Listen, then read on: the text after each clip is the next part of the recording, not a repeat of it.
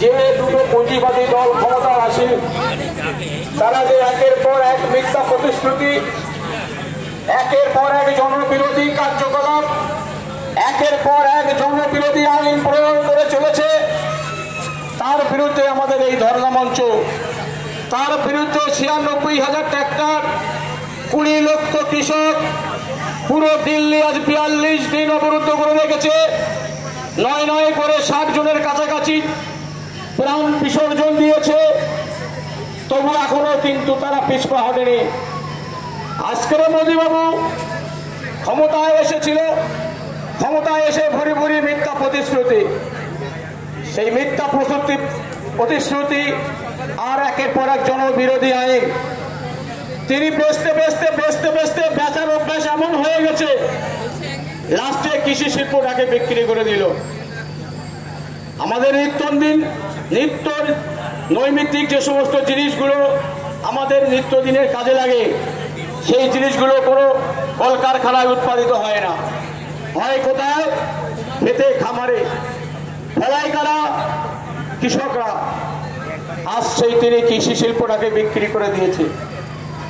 আজ সেই কৃষি আইনের বিরুদ্ধে এই প্রতিবাদ সহজে উঠবে না যতক্ষণ না তুমি কৃষি আইন প্রত্যাহার করছো, ততক্ষণ না এই কৃষি বিরোধী বিক্ষোভ, এই কৃষি বিরোধী আন্দোলন কিছু ঘটবে না।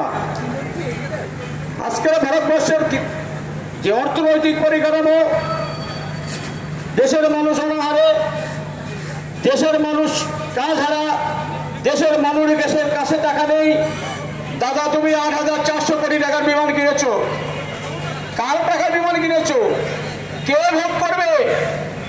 একটা বিমান কেনা শেষ কথা নয়, ওই বিমানটার রক্ষণাবেক্ষণের কত খরচ, কার টাকায় রক্ষণাবেক্ষণ হবে?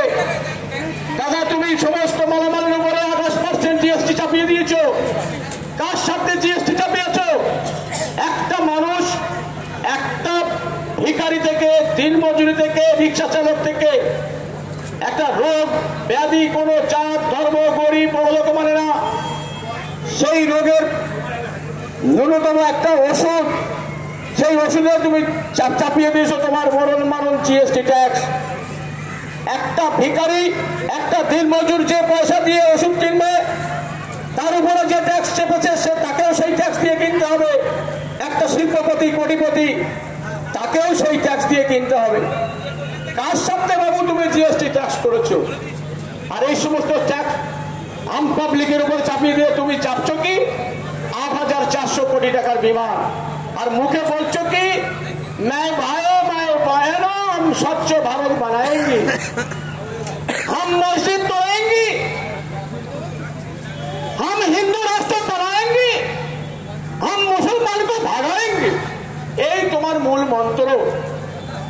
তুমি যেসব জনবিরোধী কাজ করে চলেছ, সেই সমস্ত নীতির বিরুদ্ধে মানুষ যাতে গর্জনে উঠতে পারে, তুমি এই হিন্দু মুসলমান রাজনীতি শুরু করেছো, যাতে মানুষ ধর্ম নিয়ে রাজনীতি করুক, সেই দিকে মাতামাতি থাকুক, মসজিদ ভাঙুক, মন্দির গড়ুক, আর আমার এই নীতি আমি মাঝখান দিয়ে প্রয়োগ করে চলেছি। আর আমার সেই সমস্ত নীতি প্রয়োগের মাধ্যম হিসেবে সমস্ত ভারতবর্ষের যারা অঙ্গরাজ্যের মুখ্যমন্ত্রী আছে তাদেরকে তুমি ঢাল করেছো।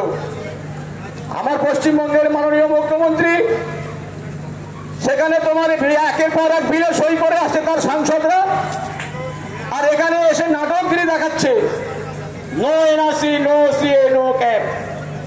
দিদি, যদি এনআরসির বিরুদ্ধে তুমি হবে, তো এনআরসির বিলটা যেদিন রাজ্যসভায় পাস হলো, তোমার সাংসদরা সই করে দিল, যেদিন লোকসভায় বিলটা উঠলো, তোমার সাংসদরা অনুপস্থিত কেন? তোমার সাংসদের কি গাড়ি ভাড়া ছিল না? তোমাদের সাংসদদের কি প্লেন ভাড়া ছিল না? দিল্লি যেতে পারেনি? এসব নাটক মানুষ বুঝতে পেরেছে। আর নাটকগিরি চলবে না। নাটক করতে করতে যখন তুমি এনআরসি বিরোধী, এখানে বাংলায় বলছো, মোড়ে মোড়ে রাস্তার পিলারে দেখেছিলাম no NRC, no CAB, no CA. যখন মোদী অমিত দমদমন বিমানবন্দর নামার আগের দিন রাত্রে কেন পুলিশ দিয়ে সেই সমস্ত